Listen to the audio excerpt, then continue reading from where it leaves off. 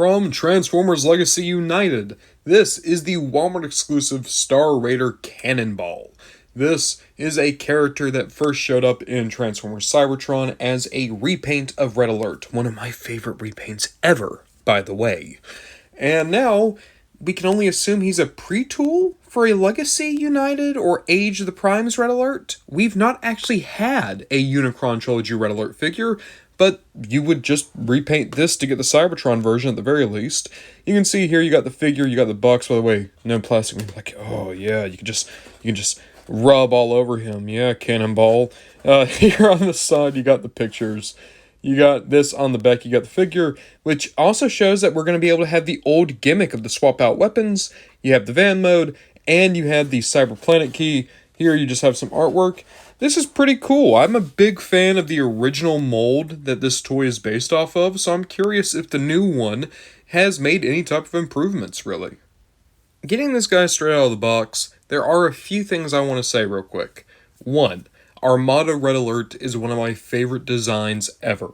Now, this is based on Cybertron Red Alert. It is a very different design, but it is meant to be the same character, at least in theory. And as a result, I am hoping that we get Armada Red Alert as a proper figure very soon, especially since we already have Optimus and Hotshot, and he's the only one missing from the original Autobot team in Armada. Past that, I don't know if it's just because the original mold that this toy had means so much to me and I've had it for so long, but I'll honestly say I'm a little bit disappointed by Cannonball. There are good improvements here, but it just feels like we've lost a little bit of what made the original toy special. Now, I never had the original Red Alert or Cannonball. What I have is the movie Crankcase. This is one of my favorite toys ever. I got this guy when I was first actually starting being a collector. I was probably about 16, 17. This is by no means a childhood toy, but it was one of the first toys I bought with the idea in my head, I am a collector and this is a piece of the collection. I've always been so taken with this figure, the blue and the proportions. And let's just talk about that real quick, the proportions. Yes, I do think Cannonball has cleaned up the original design very nicely.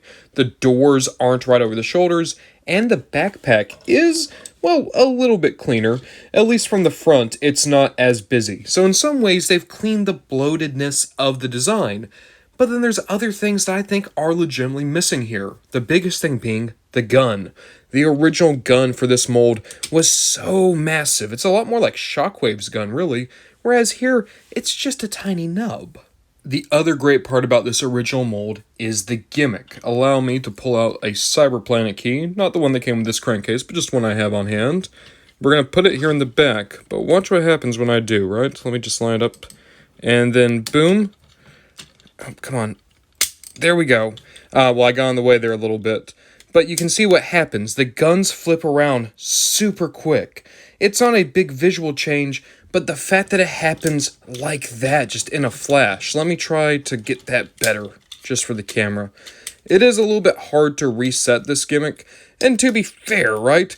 In Cybertron, spring-loaded gimmicks were not unheard of. In fact, it was the main gimmick of the toy line, as they all had Cyber Planet keys that could do these gimmicks. It's just, I really like how it is on Crankcase in particular. It's a little bit hard to get when you're just using it for a camera. One sec, come on. Come on, Crankcase. There we go. As I said, it's hard to do when you're trying to actually film yourself doing it, but it's a big, quick change. I love how fast it is. Meanwhile, here on Cannonball, it's obviously not spring-loaded. They just kind of flip down, but what I think's even worse is you can barely tell they're there.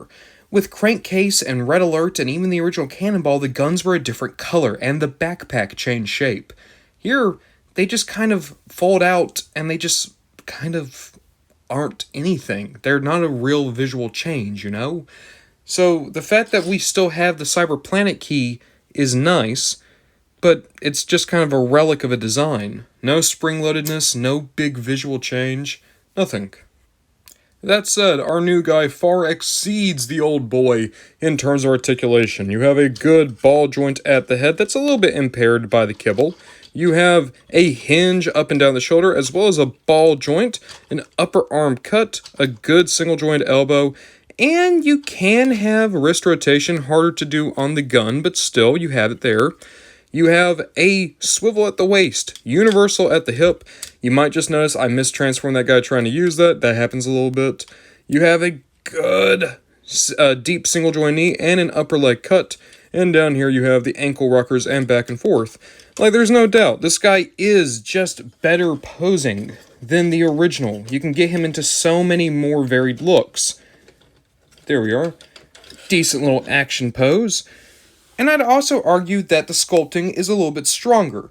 You have a better face sculpt, and I do like the front of the design a little bit more. Whereas I think this was cool, I like having just the hood of the car up front. It's a small change, but a change that is making Cannonball and this new mold a little bit more unique. That said, I would say that the weapons gimmick of this mold is still better on the original. What do I mean by the weapons gimmick? Because I don't mean the Cyber Planet Key gimmick. You see, the big thing about this red alert was in keeping with the fact that this was the Armada guy, meaning that this gun could also be other tools. You fold out the calves, and you have alternate weapons. You can either have a hammer, goes right over the muzzle, looks really nice, that's a pretty solid hammer, or if you wanted to give red alert more of a hand, boop, you can put this on, and he has what I honestly always thought was like John Silver's kind of grabbing hand from Treasure Planet. But that was nice. It was a good little self-contained storage, and again, massive visual change to give him either the arm, which by the way the claw's articulated, or the hammer. A cool, nifty little extra thing for what was already a good-sized and good-feeling deluxe. I'll be honest, with how much they hollow out the figures nowadays, I was hoping that there was going to be a recreation of that storage space within Cannonball, but there's not. There's not a good way to put the weapons down here. Now, you could potentially rest them inside, like so, but that's really slapdash, and yeah, again, it kind of works, but boy, does it not feel like this was designed to work this way. In fact, with the claw arm, it doesn't work this way, unless maybe, could I put him from the side? Yeah, so it works for the hammer, and only the hammer, which isn't great. Honestly, another thing that is just a very weird issue is the fact that they have a hard time fitting over the gun. You saw how it worked on Crankcase, the original Red Alert mold, where it just goes over. Well, you look at the hammer and you think, well, that goes onto the gun. It doesn't. It's too thin. So, you're going to put the hammer on like this, which is still a very tight fit, and now you have the nub just hanging out there. At least the grabber hand can go on, but it doesn't articulate, it isn't a different color, and honestly, I just don't think it looks as good. So, the weapon hand is also a little bit worse than on the original. I really feel like I need to say this. I think in a vacuum, Cannonball is fine. His colors are great, and the molding is good, the articulation's solid, and even if the weapon hand isn't exactly what I want it to be, it does still work. It's just, again, I think I have so much of a personal love for specifically Crankcase, even more so than the original Red Alert or the original Cannonball, but I have such a love for this toy in particular that all of those little gimmicks that I liked so much about him being kind of underbaked on the new version is taken away from my enjoyment. I think it's a more solid representation of this design, because it's less impaired by gimmicks and kibble, but that doesn't mean that I think it invalidates this guy.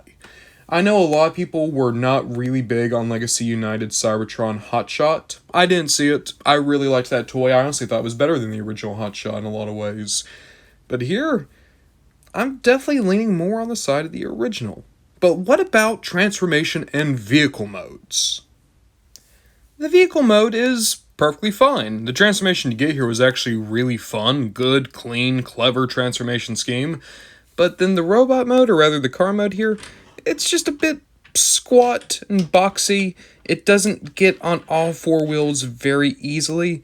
Now, don't get me wrong, it'd be a good Red Alert, and in all honesty, I'm seeing Animated Swindle and Prime Ratchet both right here. Which, if you know your botcons, there was a Cannonball that was remolded from Prime Ratchet, so it wouldn't be unheard of. Overall, though, this is a good car mode. It's just, I think that's a better car mode. The new guy's transformation is undoubtedly better. It's much cleaner, and there's a lot less worry when it comes to translucent plastic. Alongside that, yeah, that is definitely the head. So much so that they had to make it look like there's a head because they found a better way to do the transformation scheme. However, I still really like how this SUV looks. It's very slick and down to the ground. And it's still kind of, I don't know, muscular. There's something angry about this vehicle mode. This is friendly. That looks like, the doctor is coming to save the day. This one, that could just as easily be like a barricade vehicle mode. It's big and bulky, has a good sense of intimidation. And just because we can, let's just compare this to Cyberplanet key on the new guy. Doop. No big surprise. Nothing happened there. Cyberplanet key on the old guy. Yeah, Gimmick still worked in vehicle mode. Now, if you wanted to, you still couldn't get the guns out on vehicle mode because right now those guns are somewhere underneath the windshield. There's just not a good way to do it. I'm not trying to say I hate this Cannonball. I don't. I think it is a perfectly fine toy. I was excited to find it. I got it. It's good. I just think it's interesting to look at how these designs have changed. Because yes, this is the better action figure. This is the better transformation. It's going to be longer lasting. And it's going to look better on a shelf. If you are an adult collector, this is the better adult collectible. But if you want a fun toy, this mold. That's just the reality of redoing Cybertron designs. You're taking some of the best playing toys and turning them into highly articulated action figures. It's a whole new design philosophy, and it's really fun to see because I've not had the ability to compare a Cybertron redo figure with their original body. And this has been incredibly fun for me personally, just stacking up the differences between Cannonball and Crankcase here. Guys, I am currently having like a little bit of a freak out because when I was retransforming Cannonball, I had this weird thought in my head like, oh, I've messed with this before. And then I noticed the color layouts. It's like I've seen that color layout before. And then I realized this guy isn't a new mold. I thought he was a new mold. No, this is a remold of Legacy Skids. All the body positions are in the same spots, the transformation's the same, that explains why the hood chest is there. Also, the shin transformation is exactly the same, which is why I thought it was weird that you couldn't put the weapons on here. It's because those are Skids' legs. So, I didn't realize that. I'm sure they announced it. I'm not saying like, oh, Hasbro bamboozled us. No. I just never caught on to the fact that this is a remold of Skids. I'm impressed. It took me playing with the toy for like 30 minutes to realize that, yeah, that is totally Skids. But guys, there's a second part of this. Skids was remolded into G1 Crankcase, who was remolded into this guy. And then this guy is a repainted Red Alert, who is repainted into Crankcase. Why are Cannonball and Crankcase connected like this? And I really hope that this mold gets turned into movie Crankcase so that Skids officially got turned into two separate Crankcases. That's what I want. Do it, Hasbro, you cowards. Oh, and also, here's Filch. These are the only 2 Star Raiders I have. These are probably the only 2 Star Raiders I want to get. And honestly, I like how they look as a duo. That's really fun. Cannonball is a very weird boy. I don't think he's the best Transformer I've messed with. I don't think he's the best Transformer I messed with this year, or this month, or this week, or today. But he's still fine. He is a good, solidly built robot with a good transformation scheme, and now that I know that this is a remold of Skids, I can also say it is my favorite version of this mold so far. It's better than Skids and a lot better than G1 Crankcase. There's a lot of fun I've had with this toy, but admittedly, it's just by comparing him to my movie Crankcase, and also the discovery I made about him and Skids.